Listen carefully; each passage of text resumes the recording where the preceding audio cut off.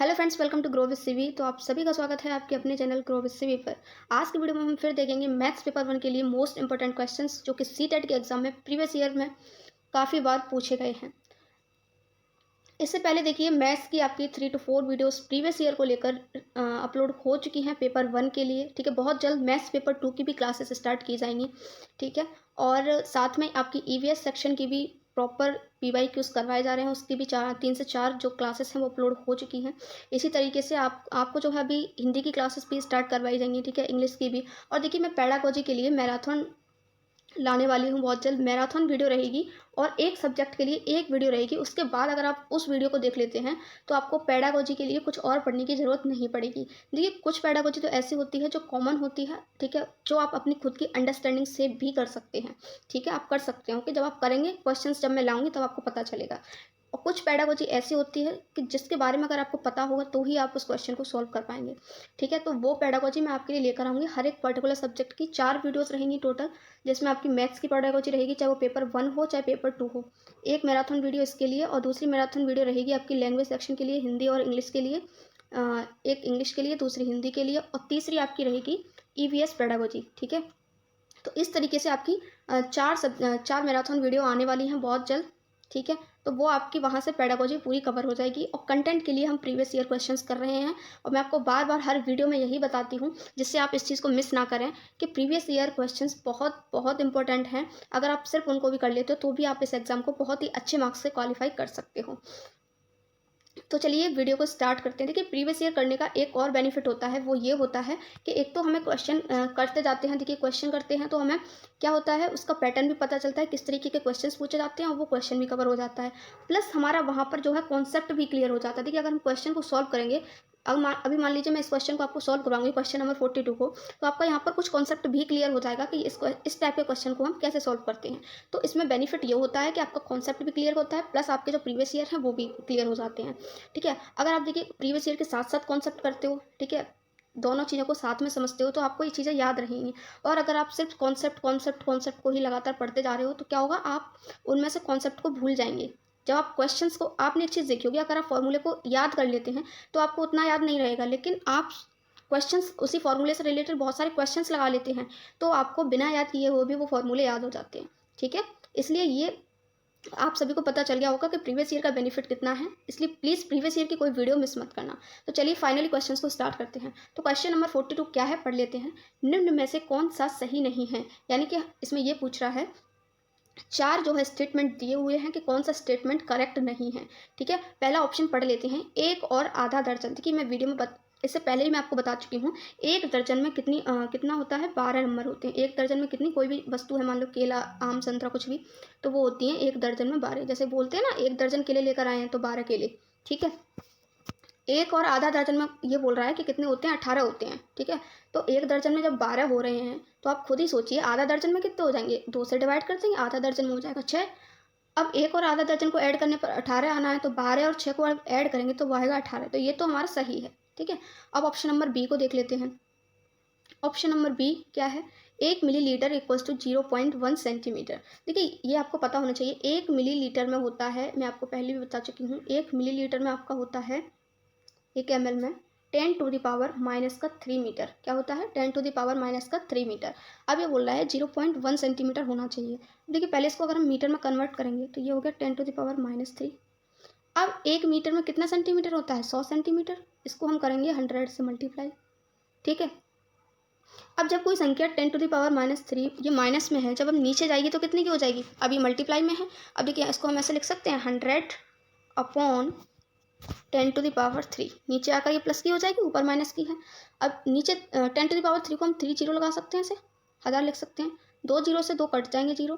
10 का 1/10 हो जाएगा 0.1 सेंटीमीटर। इसका मतलब ये भी हमारा बिल्कुल करेक्ट है। नेक्स्ट देख लेते हैं, नेक्स्ट स्टेटमेंट क्या है, 3 millilitre 30 millilitre equals to 330 millilitre. इसको भी देख लेते हैं। तो देखिए, मैंने आपको बताया था, वही फिर से आ गया, 1 ml में कितना होता है, 10 टू द पावर माइनस का 3 लीटर। ठीक है, फिर से आपको वही करना है। ये पूछ रहा है आंसर मिलीलीटर में, तो 30 मिलीलीटर को हम ऐसे ही रहने देंगे और 3 लीटर को हम चेंज कर लेंगे। अब देखिए, मिलीलीटर से जब हम लीटर में कर रहे हैं तो माइनस का 3 आएगा, 10⁻³ आएगा, और जब हम लीटर से मिलीलीटर में करेंगे तो क्या होगा, 10⁻+3 हो जाएगा। ठीक है, तो ये कैसे होगा, 3 × 1 2 3,000 से मल्टीप्लाई, तो ये हो जाएगा हमारा 3,000। क्या हो जाएगा, 3,000। और जब हम 3,000 मिलीलीटर और 30 मिलीलीटर को प्लस करेंगे तो ये क्या हो जाएगा, 3,000 मिलीलीटर और 30 मिलीलीटर, ये हो जाएगा हमारा 3,030 मिलीलीटर। तो इसमें किसने क्या दिया है, इसने दिया है 330 मिलीलीटर। इसका मतलब यही हमारा रॉन्ग है, और यही हमसे पूछा था कि निम्न में से कौन सा सही नहीं है। अब देखिए हमें यही आंसर मिल चुका है, तो आगे वाले को हम सॉल्व नहीं करेंगे, वैसे वो बिल्कुल करेक्ट होगा। ठीक है, एक रुपये बराबर 100 पैसा होता है, तो ऑब्वियसली 1 पैसा बराबर 0.01 रुपये हो जाएगा। ठीक है, अब नेक्स्ट क्वेश्चन देख लेते हैं। नेक्स्ट क्वेश्चन क्या है, नेक्स्ट क्वेश्चन है हमारा टाइम से रिलेटेड है, और बहुत ही ईजी क्वेश्चन है। ठीक है, एक second, this one should be here. Question को पढ़ लेते हैं। किसी दिन 6:14 AM से 8:02 PM तक घंटों तथा मिनटों की संख्या है, यानी कि वो 6 बजे से लेकर के 8 बजे तक के जो 8 बज रहे हैं उसके बीच में घंटों और मिनटों की संख्या पूछ रहा है। बहुत ही सिंपल क्वेश्चन है, आपको कुछ नहीं करना है, इसमें आपकी बेसिक अंडरस्टैंडिंग आपको लगानी है, बस टाइम काउंट करना है और आंसर बताना है। ठीक है, अब देखिए ऐसे क्वेश्चन को कैसे सॉल्व करते हैं। सीधा सीधा आप टाइम काउंट कर लीजिए। जब आप देखिए टाइम काउंट करोगे, 6:14 हो रहे हैं सुबह के। ठीक है, और डायरेक्ट जब हम इसको काउंट करें तो रात के 6 बजे तक कितने हो जाएंगे, डायरेक्ट हो जाएंगे 6:14 PM तक डायरेक्ट हो जाएंगे हमारे 12 घंटे। कितने घंटे हो जाएंगे, 12 घंटे।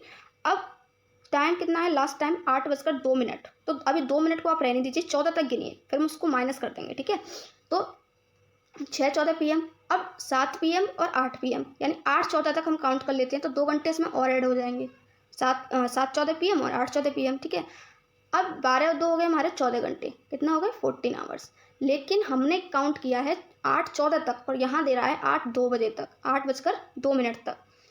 ठीक है, तो हम क्या करेंगे कि 14 घंटे में से हम 2 से अगर हम 14 को काउंट करें तो कितना है, 3 4 5 6 7 8 9 10 11 12 13 14, यानी कि 12 मिनट का फ़र्क है। कितने मिनट का, 12 मिनट का। तो 14 घंटे को हम कैसे लिख सकते हैं, 13 घंटे, और लास्ट वाले में से अगर हम 12 मिनट माइनस कर दें 60 में से, ठीक है, तो ये कितना आ जाएगा, 8, और ये हो गया आपका 4, 13 घंटे और 48 मिनट। तो इसका जो राइट आंसर है वो हो जाएगा option number B. Option number B यहाँ पर बिल्कुल करेक्ट हो जाएगा। देखिए इसमें बस आपकी अंडरस्टैंडिंग, आपको टाइम काउंट करना था और कुछ नहीं था इस क्वेश्चन में। ठीक है, देख सकते हैं आप कितना ईजी क्वेश्चन आया था मैथ्स के पेपर 1 में। नेक्स्ट क्वेश्चन देख सकते हैं। नेक्स्ट क्वेश्चन बहुत ही इजी क्वेश्चन है, और ये क्वेश्चन आप सभी के लिए होमवर्क है, क्योंकि इसमें कुछ नहीं करना है, बस आपको डिवाइड करना है, यानी कि भाग देना है। 1,21,012 को 12 से भाग करने पर शेषफल है, यानी कि आपको 12 से 1,21,012 में डिवाइड करना है, भाग देना है, और बस ये बताना है कि उसका रिमाइंडर क्या आएगा, शेषफल क्या बचेगा। इसका देखिए ऑप्शन देख लीजिए। ऑप्शन नंबर ए है 2, बी है 3, और ऑप्शन नंबर सी है 4, ऑप्शन नंबर डी है 0। तो इसका जो राइट आंसर है वो मैं आपको बता देती हूँ फिलहाल। इसका जो राइट आंसर है वो है ऑप्शन नंबर सी। कुछ नहीं करना, आपको भाग देना है, और भाग देना तो आई होप सभी को आता है। ठीक है, चलिए नेक्स्ट क्वेश्चन की ओर आगे बढ़ते हैं। नेक्स्ट क्वेश्चन क्या है, मोस्ट इंपॉर्टेंट क्वेश्चन है, और इस बार जो ऑनलाइन एग्जाम हुआ है सीटेट 2022 से 23, उसमें ये क्वेश्चन पूछा गया है। ठीक है, देख लेते हैं क्वेश्चन। 4 और 1/3 समकोण में डिग्रियों की संख्या है। ठीक है, अब देखिए 4 मतलब 4, ठीक, 1/3 मतलब 1/3। समकोण में डिग्रियों की संख्या, उसके लिए मैं पहले पता होना चाहिए कि समकोण होता क्या है।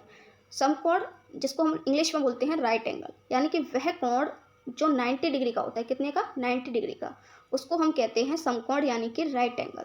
ठीक है, अब 4 और 1/3 में समकोण में डिग्रियों की संख्या पूछे तो बहुत ईजी है, कुछ नहीं करना है, पहले 4 में 90 से मल्टीप्लाई कर दो, ये हो जाएगा हमारा 360 डिग्री। 4 में कितने डिग्री हो गए, 360। ऐसे ही 1/3 में निकाल लेंगे, तो 1/3 में कितने डिग्री होंगे, 90 से मल्टीप्लाई कर दो, 3 से ये कट गया 30 टाइम, ये हो गया हमारा 30 डिग्री, 30 डिग्री ये हो गया। तो 1/4 में 30 डिग्री हो गए, और 4 में हो गए आपके 360, और इन दोनों में पूछ रहा है तो इसको कर देंगे हम ऐड, तो ये हो जाएगा 360 + 30, यानी कि 390 डिग्री। तो इसका जो राइट आंसर है वो हो जाएगा आपका option number D. Option number D यहाँ पर बिल्कुल करेक्ट हो जाएगा। आई होप बहुत ईजी क्वेश्चन था और आपको समझ में भी आया होगा। ठीक है, ये क्वेश्चन इस बार ऑनलाइन एग्जाम में पूछा गया है। नेक्स्ट क्वेश्चन देख लेते हैं। नेक्स्ट क्वेश्चन क्या है, अब देखिए नेक्स्ट क्वेश्चन क्या है। नेक्स्ट क्वेश्चन हम पढ़ लेते हैं। 10 मीटर लंबाई वाले एक वर्गाकार कमरे के फर्श को वर्गाकार टाइलों से पूर्णतः ढकना है। यानी कि हमारा जो कमरा है, रूम है, वो भी वर्गाकार है, यानी कि स्क्वायर की शेप में है, और जो टाइलें हैं वो भी स्क्वायर की शेप में है, वर्ग की शेप में है। यदि प्रत्येक टाइल की लंबाई 50 सेंटीमीटर हो तो आवश्यक टाइलों की न्यूनतम संख्या ज्ञात कीजिए। और हमसे क्वेश्चन में पूछ रहा है टाइलों की संख्या। देखिए यहाँ पर कमरा भी हमारा स्क्वायर है और जो टाइल है वो भी स्क्वायर में है, तो हमें क्या करना होगा, सिर्फ अगर देखिए हमें कमरे का एरिया और जो है टाइल का एरिया पता चल जाए तो उसको डिवाइड करके हमारे पास क्या आ जाएगा, टाइलों की संख्या आ जाएगी। ठीक है, उसके लिए हमें देखिए पता होना चाहिए कि वर्ग का क्षेत्रफल का फॉर्मूला क्या होता है। तो उसका फॉर्मूला होता है भुजा स्क्वायर। क्या होता है, भुजा स्क्वायर यानी कि साइड स्क्वायर। अब ये निकाल रहे हैं अभी हम कमरे का, तो कमरे की इसने लंबाई क्या दी है, भुजा क्या दी है 10, तो जब 10 का अगर हम स्क्वायर करेंगे तो वो हो जाएगा हमारा 100 मीटर स्क्वायर। ये आ गया हमारा कमरे का क्षेत्रफल। अब हम टाइल का निकालेंगे तो टाइल की कितनी लंबाई है, 50 सेंटीमीटर। ये चीज़ आप याद रखना, स्टूडेंट यहाँ बहुत बड़ी गलती कर देते हैं कि वो यूनिट यानी इकाई नहीं देखते हैं और इसी से हमारा आंसर जो है चेंज हो जाता है। ठीक है, देखिए यहाँ पर हमें कमरे की दी हुई है मीटर में और टाइल की दी हुई है सेंटीमीटर में, तो हम क्या करते हैं, पहले सेंटीमीटर से इसको मीटर में चेंज कर लेते हैं। तो मैंने आपको बताया 1 मीटर में 100 सेंटीमीटर होते हैं, 1 मीटर में 100 सेंटीमीटर होते हैं।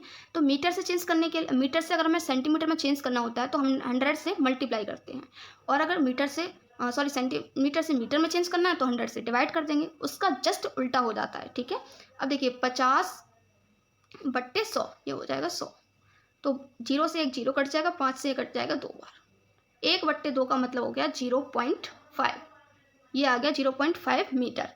अब 0.5 मीटर, अब हमें इसका क्या निकालना है, क्षेत्रफल। तो अब हम निकाल लेते हैं 0.5 का स्क्वायर, तो 0.5 इंटू 0.5। देखिए ऐसे क्वेश्चन को, ऐसे मल्टीप्लाई को कैसे सॉल्व किया करो, नीचे डिवाइड लगाया करो। ठीक है, पॉइंट हटाया, एक संख्या है पॉइंट से पहले तो 10 लगा दिया। ठीक है, ऐसे इसका पॉइंट हटाया, एक संख्या है इससे पहले तो 10 फिर से लगा दिया, 5 से कट गया दो बार, और 5 से ये भी कट गया 2 बार, नीचे हो गया हमारा 1/4। और 1/4 को जब हम यहाँ डिवाइड करेंगे, सॉरी डिवाइड करने की ज़रूरत ही नहीं है, ठीक है, क्वेश्चन में ही सॉल्व हो जाएगा। तो पहले का जो, तो कमरे का एरिया निकला हमारा 100 मीटर स्क्वायर। ठीक है, और 100 के नीचे अगर हम 1 लगा दें तो कोई फर्क तो पड़ेगा नहीं, रहेगा तो 100 ही। फिर इसको हमें डिवाइड करना है टाइल के क्षेत्रफल से, तो टाइल का क्षेत्रफल निकला था 1/4। ठीक, अब इसको क्या करना है, इसको जस्ट आपको मल्टीप्लाई करना है। देखिए मल्टीप्लाई कैसे करते हैं, ऊपर वाली संख्या का होता है ऊपर वाली से, बीच वाली संख्याओं का होता है बीच वाली से। तो ये हो जाएगा 400/1, और 1 का किसी में डिवाइड करते हैं तो उतनी ही संख्या आती है, तो ये हो जाएगा 400। इसका राइट आंसर हो जाएगा ऑप्शन नंबर बी, यानी कि 400 टाइलों की उसको ज़रूरत पड़ेगी। ठीक है, नेक्स्ट क्वेश्चन देख लेते हैं। नेक्स्ट क्वेश्चन क्या है, नेक्स्ट क्वेश्चन भी बहुत इजी क्वेश्चन है और इस टाइप का क्वेश्चन मैं आपको करवा चुकी हूँ। ठीक है, अब देखिए क्या रहा है क्वेश्चन में, वो पढ़ लेते हैं पहले हम। आप देख सकते हैं कि मैं जैसे जैसे क्वेश्चंस करा रही हूँ, ठीक है, आप देख सकते हैं कितने क्वेश्चंस जो है सीटेट के एग्जाम में रिपीट हो रहे हैं और किस तरीके से रिपीट हो रहे हैं। ठीक है, क्वेश्चन पढ़ लेते हैं। एक संतरे का मूल्य 2.5 रुपया है, कितना है, 2.50, यानी कि 2.5 रुपया है। 3.5 दर्जन संतरों का मूल्य क्या होगा। पूछ क्या रहा है हमसे, 3.5 दर्जन संतरों का मूल्य। अब देखिए बहुत सिंपल क्वेश्चन है, अभी मैंने आपको बताया 1 दर्जन में कितना होता है, तो 1 दर्जन में हो गए हमारे 12 संतरे। पूछ क्या रहा है, पूछ रहा है हमसे 3.5 दर्जन में, तो पहले संतरों की वैल्यू निकाल लेते हैं। 1 दर्जन में 12, 2 दर्जन में हो जाएंगे 24, और 3 दर्जन में कितने हो जाएंगे 36। ठीक है, पूछ रहा है 3.5 दर्जन, तो आधा दर्जन में अभी मैंने आपको बताया था कितने संतरे हो गए, आधा दर्जन में हो गए हमारे 6, तो 36 में 6 और ऐड कर लेंगे, तो 6 और 6 12 और 1 4, यानी कि 3.5 दर्जन में, 3.5 दर्जन में कितने संतरे हो गए हमारे टोटल 42, यानी कि 42 ऑरेंज, यानी कि 42 संतरे 3.5 दर्जन में होंगे। अब बहुत ही सिंपल, अब तो कुछ नहीं करना है आपको। एक संतरा आ रहा है अगर आपका कितने रुपए का, 2.5 रुपये का, 2.50। ठीक है, तो 40 संतरे कितने के आएंगे, बहुत ईजी है। ठीक है, आप कुछ खरीदने जाते हो सब्जी वगैरह है, फल वगैरह, तो आप बहुत ईजी तरीके से मल्टीप्लाई भी करते होंगे ना। तो इसका क्या करना है, जस्ट इसका 42 निकला था, 42 का 2.50 से मल्टीप्लाई कर देंगे। अभी देखिए इसको सॉल्व कैसे करना है, मैं आपको इजी ट्रिक बताऊं जिससे आपको बिल्कुल भी टाइम नहीं लगेगा। पॉइंट हटाइए, ठीक है, और 1 2 संख्याएं पॉइंट से पहले, तो नीचे 2 जीरो लगाइए। ठीक है, 1 0 से 1 0 कट करिए। अब इसको काट दीजिए, काटेंगे कैसे, ये देखिए 2 से ये कट गया 5 बार, और 2 से ये कट गया 21 टाइम, 21 बार। अब 5 से ये कट गया 5 बार, 21 का 5 में कर दीजिए मल्टीप्लाई, और 21 का जब हम 5 से मल्टीप्लाई करेंगे तो ये 5 1 5 5 2 10, 105 रुपये इसका बिल्कुल राइट आंसर हो जाएगा, जो कि है हमारा option number A. Option number A यहाँ पर बिल्कुल करेक्ट हो जाएगा। चलिए नेक्स्ट क्वेश्चन देख लेते हैं। नेक्स्ट क्वेश्चन क्या है, देखिए ये जो क्वेश्चन है ये भी इस बार ऑनलाइन एग्जाम्स में पूछा गया है, ठीक है, जो अभी एग्जाम रिसेंटली हुआ है उसी में। क्वेश्चन पढ़ लेते हैं। एक चॉकलेट, और इस टाइप का क्वेश्चन मैं आपको करवा भी चुकी हूँ, ठीक है। फिर से इस क्वेश्चन को देख लेते हैं। एक चॉकलेट के 12 बराबर भाग हैं। मंजू ने इसका 1/4 भाग अंजू को, 1/3 भाग सुजाता को और 1/6 भाग फिजा को दे दिया। मंजू के पास अब चॉकलेट के बचे हुए भाग हैं। बहुत ईजी क्वेश्चन है, कुछ नहीं करना है। देखिए मंजू ने 1/4 भाग किसको दिया है, अंजू को, और 1/3 भाग दिया है, 1/3 मतलब 1/3 दिया है सुजाता को, 1/6 यानी 1/6 भाग दिया है फिजा को। तो हम पहले सबको ऐड कर लेते हैं। तो 4, 3, 6 का एलसीएम हो जाएगा हमारा 12, यानी लासा तो निकालना आप सभी को आता होगा, ठीक है। 12 का जब इसमें ऊपर मल्टीप्लाई करेंगे तो ये हो जाएगा हमारा 3 से ये कट जाएगा 6 बार, सॉरी 4 बार, 3 चौके 12, और ये आपका हो जाएगा 6 दूनी 12, ठीक है। इन सभी को ऐड करेंगे तो 3 और 4 7, 7 और 2 9, यानी ये हो जाएगा हमारा 9/12। और जब इसको कट करेंगे तो ये हमारा आ जाएगा 3 3 9, 3 चौक 12, यानी कि 3/4 भाग उसका बट गया। किसमें? 3/4 भाग सुजाता, फिजा और अंशु ने ले लिया, ठीक है। अब मान लीजिए एक चॉकलेट थी जिसमें से 3/4 भाग बट गया, तो कितना भाग बचा? इसको कर लेंगे भिन्न को सॉल्व।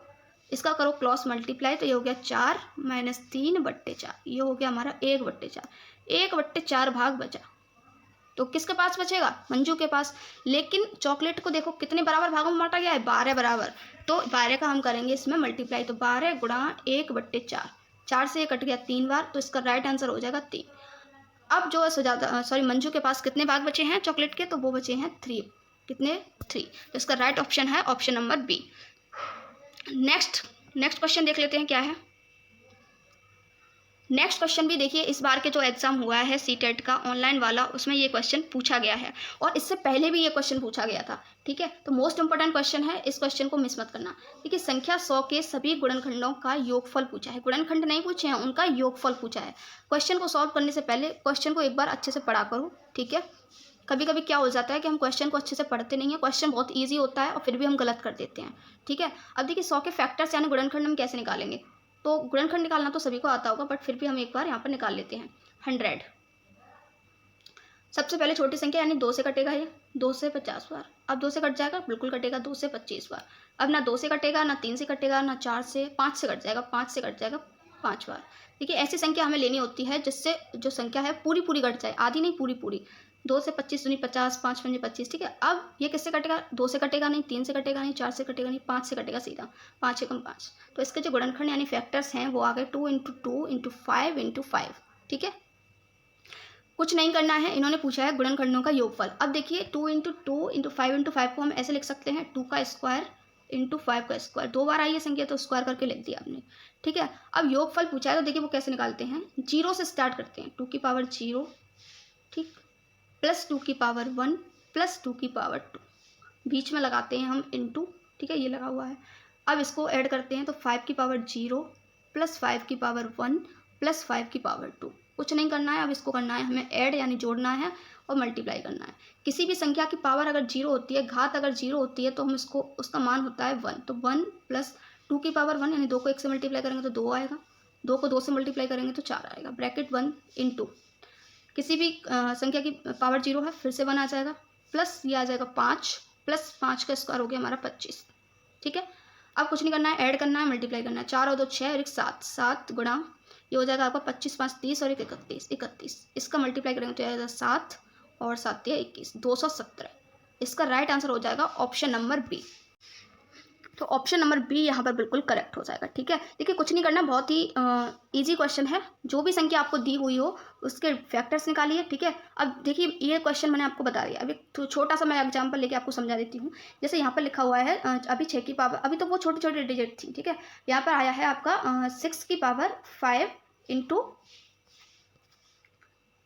5 की पावर 4, ठीक है। तो अब आप इसको कैसे सॉल्व करोगे? तो ये देखो कैसे करना है आपको, इसका योगफल निकालना है, इसका गुणनखंड होगा। ये कोई संख्या है जिसके ये आपके फैक्टर्स हैं, गुणनखंड है, ठीक है। तो कैसे निकालोगे? 6 की पावर 0, बिल्कुल बेसिक से स्टार्ट करना है 0 से, ठीक है। 6 की पावर 0, 6 की पावर 1, 6 की पावर 2, 6 की पावर 3 प्लस 6 की पावर 4 प्लस 6 की पावर 5, यानी जहाँ तक संख्या है वहाँ तक आपको उसके हर एक गुणनखंड का क्या करना है, जोड़ना है अलग अलग। ऐसे ही आपको इधर करना है मल्टीप्लाई 5 की पावर 0, 5 की पावर 1, 5 की पावर 2, ऐसे कर करके 5 की पावर 4 तक आपको लिखना है।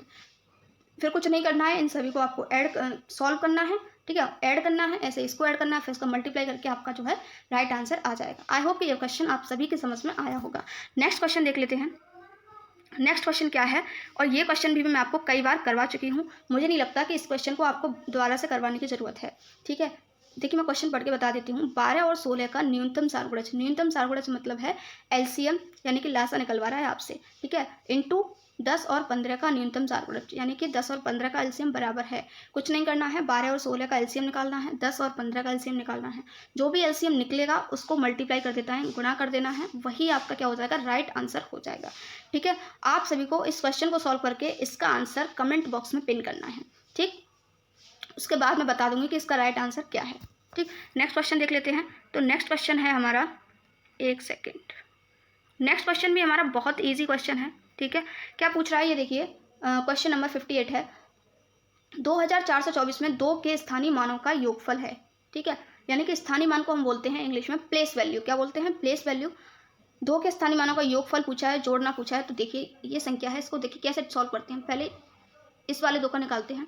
तो देखिए पहले हम लिखते हैं संख्या को जो हमें दी हुई होती है। ठीक है, 2 का निकलवा रहा है तो पहले 2 आ जाएगा। अब ये देखिए 2 से पहले कितनी संख्या है, एक संख्या है ओनली 4, तो एक हम लगा देंगे यहाँ पर 0। ये पहले 2 का हो गया। अब देखिए एक संख्या में इसमें 1 और 2 है, तो इसका भी निकालेंगे हम। पहले लिखेंगे हम 2। अब ये देखिए इस 2 से पहले कितनी संख्या है, 3 संख्याएं हैं, 4 2 4। ठीक है, तो हम लगाएंगे 3 0। अब कुछ नहीं करना है, इन्होंने पूछा है स्थानीय मानों का योगफल बताइए, तो 2000 और 20 को आपको जोड़ देना है। तो इसका जो राइट आंसर है वो हो जाएगा option number B, 2000, sorry option number C 2020। ठीक, आई होप कि ये क्वेश्चन आपको समझ में आ गया होगा। नेक्स्ट क्वेश्चन देख लेते हैं। 2 वर्गों के परिमाप, क्वेश्चन नंबर 59। 2 वर्गों के परिमाप 12 सेंटीमीटर और 24 सेंटीमीटर हैं। बड़े वर्ग का क्षेत्रफल छोटे वर्ग के क्षेत्रफल का कितने गुना है। अब देखिए क्वेश्चन में वर्ग यानी स्क्वायर का पैरामीटर परिमाप हमको दिया हुआ है। 2 वर्ग हैं, दोनों के परिमाप हमें दिए हुए हैं, और स्क्वायर का क्या पूछ रहा है, क्षेत्रफल पूछ रहा है। और ये पूछ रहा है क्षेत्रफल निकालने के बाद कि जो बड़ा वाला स्क्वायर है वो छोटे वाले स्क्वायर के क्षेत्रफल का कितने गुना है, कितना गुना है। ठीक, अब देखिए इसको सॉल्व करने के लिए देखिए आपको पता होना चाहिए एक तो वर्ग का परिमाप का सूत्र और दूसरा वर्ग के क्षेत्रफल का सूत्र। ठीक है, अब देखिए वर्ग के क्षेत्रफल का सूत्र होता है भुजा स्क्वायर। क्या होता है, भुजा स्क्वायर। अभी मैंने आपको बताया रिसेंटली क्वेश्चन में। तो इसके लिए पहले हमें पता होनी चाहिए भुजा। अब भुजा निकालेंगे कैसे, तो देखिए उसके लिए हमें यहाँ पर दिया हुआ है वर्गों के परिमाप। तो पहले निकाल लेते हैं, पहले भुजा। तो पहले वर्ग का परिमाप होता है, देखिए वर्ग के परिमाप का सूत्र होता है 4 गुणा भुजा, 4 इंटू साइड इक्वल्स टू हो जाएगा हमारा 12। ठीक है, अब देखिए 4 से कट गया, 3 बार 4 दिया 12, तो पहली भुजा आ गई हमारी 3। दूसरी का निकाल लेते हैं, तो दूसरी आ गई हमारी 4 गुणा भुजा बराबर, दूसरी है हमारी 24, और 4 से कट जाएगा 6 बार, तो दूसरी भुजा आ गई हमारी 6, और पहली भुजा आ गई हमारी 3। ठीक है, यानी कि हमें भुजा पता चल गई है। अब हम आसानी से इसका क्षेत्रफल निकाल सकते हैं। तो पहले का क्षेत्रफल अगर हम निकालेंगे तो भुजा स्क्वायर पहले का निकलेगा हमारा 3 तिया 9। ठीक है, भुजा स्क्वायर यानी 3 इंटू 3 डिवाइडेड, क्योंकि हमें इसका गुना निकालना है तो उसके लिए हमें अनुपात यानी कि रेशियो निकालना पड़ेगा। और दूसरे का क्षेत्रफल हो गया 6 गुणा 6, इसको कट कर देंगे, 3 दूनी 6 और 3 दूनी 6, तो पहला हो गया हमारा 1/4 आ गया इसका राइट आंसर। और पूछा है हमसे कितने गुना है, तो ये देखिए पहला इससे कितने गुना है, 4 गुना है, साफ साफ इसमें दिख रहा है। तो ऑप्शन नंबर बी यहाँ पर बिल्कुल करेक्ट हो जाएगा। नेक्स्ट क्वेश्चन की बढ़ते हैं, नेक्स्ट क्वेश्चन की ओर बढ़ते हैं। तो नेक्स्ट क्वेश्चन क्या है, और बहुत ही ईजी क्वेश्चन है।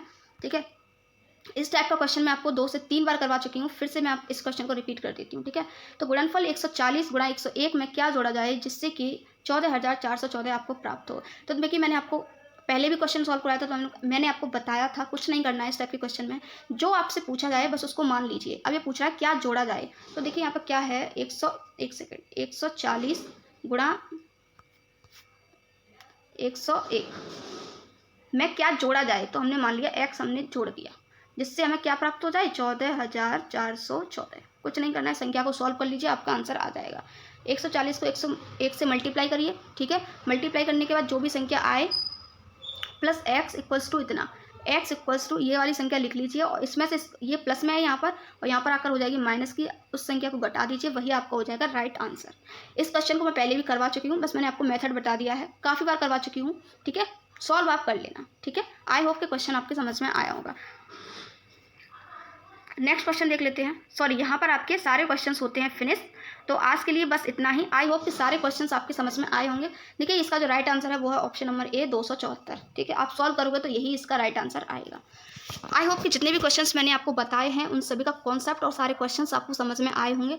स्टिल आपको कोई क्वेश्चन समझ में नहीं आया है तो क्वेश्चन नंबर डाल के कमेंट बॉक्स में कमेंट कर देना कि ये क्वेश्चन आपके समझ में नहीं आया है। और एक क्वेश्चन मैंने आपको होमवर्क के लिए दिया है, प्लीज़ इस क्वेश्चन को सॉल्व जरूर करना। समझ में ना आए तो वीडियो में कमेंट कर देना, नेक्स्ट वीडियो में मैं आपको उस क्वेश्चन को समझा दूंगी। Thank you so much friends for watching this video. Video अच्छी लगे तो वीडियो को लाइक जरूर करता हूँ। मिलते हैं नई वीडियो में नए टॉपिक के साथ। Till then have a good day.